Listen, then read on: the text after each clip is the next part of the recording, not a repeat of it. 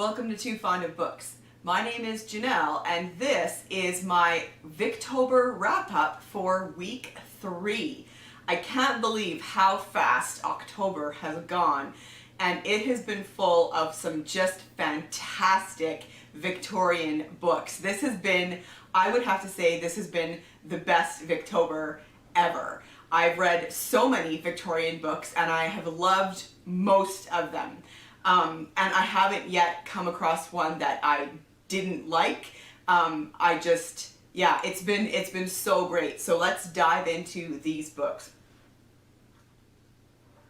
I finished The Female Detective by Andrew Forrester. This is a collection of stories that he wrote in 1864. It's told in the first person from this female detective whose real name is never revealed. In the book, she is called Miss Gladden, but that seems to be like an assumed name or an undercover name or something.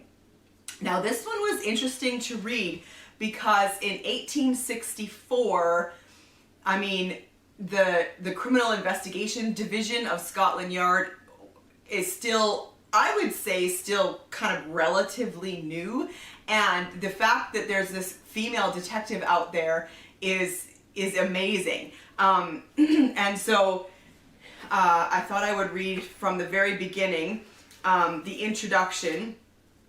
It's not the introduction to the book. The first chapter is the introduction of the female detective. Who am I? It can matter little who I am. It may be that I took to the trade, sufficiently comprehended in the title of this work, without a word of it being read, because I had no other means of making a living. Or it may be that for the work of detection I had a longing which I could not overcome.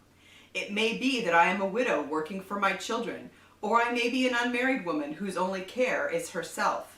But whether I work willingly or unwillingly, for myself or for others, whether I am married or single, old or young, I would have my readers at once accept my declaration that whatever may be the results of the practice of my profession in others, in me that profession has not led me towards hard-heartedness. So there are there are 7 stories in here. A couple of them are almost novellas. I would say they're definitely longer. The first story in this collection, A Tenant for Life, is one of the longer ones. It was like 86 pages, I think. And it was a bit of a difficult one to get into the story because there are characters in it that speak with a really strong dialect, and the dialect is written out, so it's a little bit difficult to read. So the one thing that I find interesting about this collection is there's only a couple of the stories where she is truly investigating. In the other stories, she is sharing information about a case that she heard from somebody else, or that like someone she knew had a son in one of the stories that that was kind of no good, and he absconded with some money, I think, and so she just told that story, although she had no role in it herself.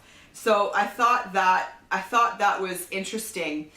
One of the stories, called The Unraveled Mystery, was my least favorite of the whole collection because there was just ridiculous deductions made about foreigners. Basically, anybody not English was grouped. Basically, anybody who is not English is a foreigner, and they grouped all peoples together into kind of this one category of foreigner. That story, however, at the core of that story was truth. It was based on a true unsolved crime that had happened a few years before, so I thought that was interesting. And that pops up more than once because in A Child Found Dead, murder or no murder, they actually like flat out address that it sounds like it's the Road Hill mystery, which is a true case. Constance Kent was arrested for murdering her little brother, and they flat out say, despite the similarities, it's not that case. So I thought that was interesting. The other thing that I found fascinating was at first it was unclear what kind of detective she was, but then in a couple of the stories, and especially in The Unknown Weapon, which was the second long story in the collection, she refers to herself as police. So she refers to herself as an old police constable, and then she refers to herself as a police officer 5 times in that story. And then again, at one point she says, basically she talks about producing her warrant to prove that she's police. And then at one point in the story, she writes to headquarters in order to get a plant, another female detective, to come and go undercover for her. So I found that fascinating because it never would have occurred to me that she was actually in the police force. And because I'm fairly certain that there were no women in the police force at that time, and not for many, many years. So yeah, that was interesting. The other interesting thing from that story, The Unknown Weapon, was a reference to Edgar Allan Poe, and he is referred to as an enigma novelist. I had no idea that was a thing, but I can see how they would call him an enigma novelist. Okay, so that was The Female Detective. It was certainly interesting to read. It wasn't my favorite. It didn't blow me away, but I'm glad that I read it. One that did blow me away was The Beetle by Richard Marsh. This was a novel that came out in 1897, the same year as Dracula, which is interesting. I found this to be very readable. I was drawn right into the story. I read it really fast, and that's fairly unusual for Victorian literature. This is a story told in 4 parts, and each part has a different narrator, and they narrate from the first person. So I thought that was great. So it's very like Wilkie Collins in that case. And so we have a character called Paul Lessingham, who is a politician, an up-and-coming politician, and he has kind of, it seems like he has a bit of a secret, and there is something connected to the Beetle, and when those words are uttered, he is just terrified. So yeah, there's kind of Egyptian connections in this story, and yeah, it was really fun. I don't read a lot of horror, and so if you read a lot of horror, you may not have found it as creepy and crawly and scary as I did, but I did find it quite scary and creepy. So here's just a couple of examples from the first part. What it was that was with me, I could not tell. I could not even guess. It was as though something in my mental organization had been stricken by a sudden paralysis. It may seem childish to use such language, but I was overwrought, played out, physically speaking, at my last encounter. And in an instant, without the slightest warning, I was conscious of a very curious sensation, the like of which I had never felt before, and the like of which I pray that I never may feel again. A sensation of panic, fear. I remained rooted to the spot on which I stood, not daring to move, fearing to draw my breath. I felt that the presence with me in the room was something strange, something evil. So then, very soon after that, we get the first description of the creature, the Beetle, and it's so creepy. He describes it as crawling up his body. And then the other thing that I loved was, at this point in the story, you never really get a good look at it. The narrator does not really give you a good description of it. So in a sense, it's kind of like Jaws, where it's so scary because you don't really know what it is that you're dealing with, and that's what makes it so scary. So yeah, I did like that. And then here's another quote. The Beetle, as the words came from him in a kind of screech, the lamp went out and the place was all in darkness. And I knew, so that the knowledge filled me with a sense of loathing, that with me in the room was the evil presence of the night before. Two bright specks gleamed in front of me. Something flopped from off the bed onto the ground. The thing was coming towards me across the floor. It came slowly on and on and on. I stood still, speechless in the sickness of my horror, until, on my bare feet, it touched me with slimy feelers, and my terror, lest it should creep up my naked body, lent me voice, and I fell, shrieking like a soul in agony. So, the first part is narrated by Robert Holt, and here's one more quote from Robert. My stomach quaked, my heart melted within me. The very anguish of my terror gave me strength to scream and scream. Sometimes, even now, I seem to hear those screams of mine ringing through the night, and I bury my face in the pillow, and it is as though I was passing through the very valley of the shadow. Book 2 is narrated by Sydney Atherton, and then book 3 is narrated by Marjorie Linden, and then book 4 is narrated by Augustus Champnell, who is a confidential agent. And so what I really liked about how that was, how it was laid out, was that we start the story with Robert, and then in book 2, when we change narrators to Sydney, we only back up just a titch of the story. We get a little bit of overlap, and then the story proceeds. And it's like that with all the narrators. And I really liked that way of telling the story. Marjorie Linden was a great character. I really liked her. And here is a quote from Marjorie. As I cowered beneath the bedclothes, I heard the buzzing sound above my head. The sudden silence of the darkness had rendered it more audible than it had been before. The thing, whatever it was hovering above the bed. It came nearer and nearer. It grew clearer and clearer. I felt it alight upon the coverlet. Shall I ever forget the sensations with which I did feel it? It weighed upon me like a ton of lead. How much of the seeming weight was real and how much imaginary, I cannot pretend to say, but that it was much heavier than any beetle I have ever seen or heard of, I am sure. So yeah, it was great. I read it really fast, and I found it really interesting reading it at the same time as Dracula.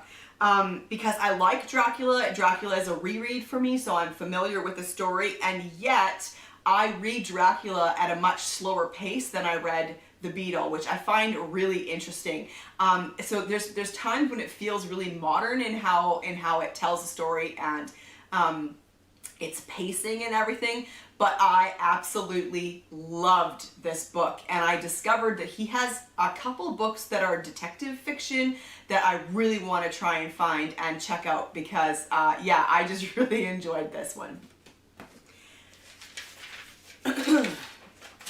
So, talking of Dracula, I have started Dracula. I'm almost done. I have less than 100 pages, but I'll have to share my final thoughts in next week's wrap-up video. But Dracula, like I said, is a reread for me. I like Dracula because it is an epistolary novel, so we get journal entries and letters.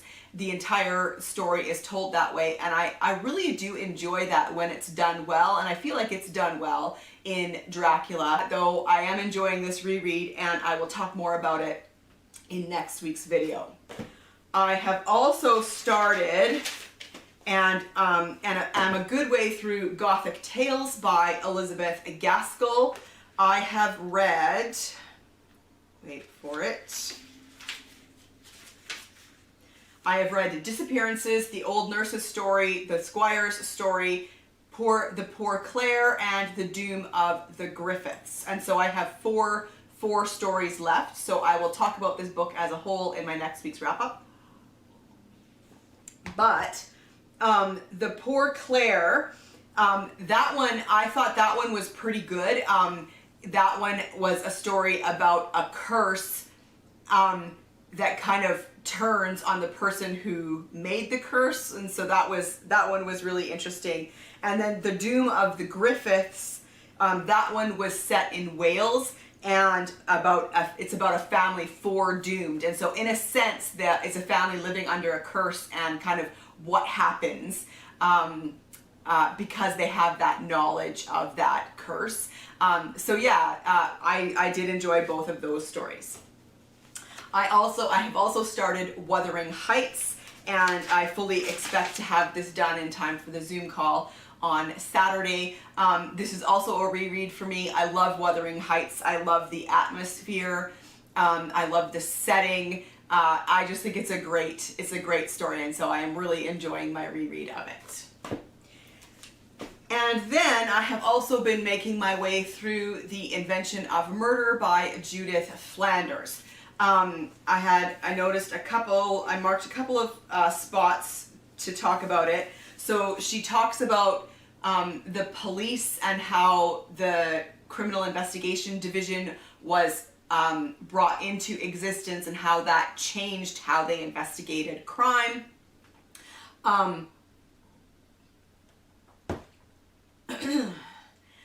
But I also loved how she talks, I've already mentioned how she talks about how the newspapers would report on true crime, and also how, plays and songs and broadsheets and penny dreadfuls were written about true crime. And so she mentions a lot, she mentions kind of Victorian authors. And here she's talking about Dickens. It was Dickens with his exaggerated characters who was most frequently the source of melodrama. By 1850, there had been nearly 250 productions based on his works. By 1860, the number had risen to more than 400. Dickens understood the link. Every writer of fiction, he said, though he may not adopt the dramatic form, writes in effect for the stage. His use of coincidence was similar in function to the providential workings of a melodrama. In Oliver Twist, the first pocket Oliver picks belongs to his lost father's best friend.